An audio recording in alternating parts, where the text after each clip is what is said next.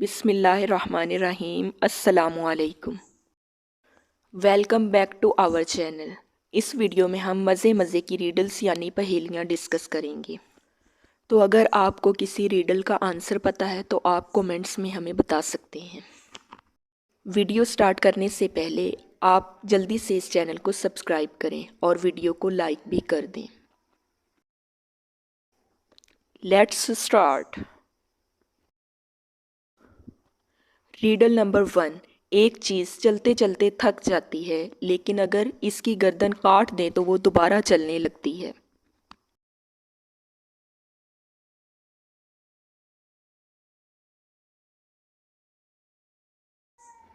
آنس pencil. Riddle number 2۔ دنیا کا وہ کون سا بادشاہ ہے جس کے پاس کوئی محل نہیں ہے؟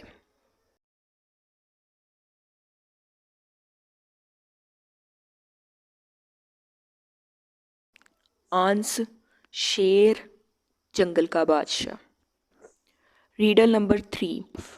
انسان کے جسم کا وہ کون سا حصہ ہے جو پیدائش سے موت تک ایک ہی سائز کا رہتا ہے؟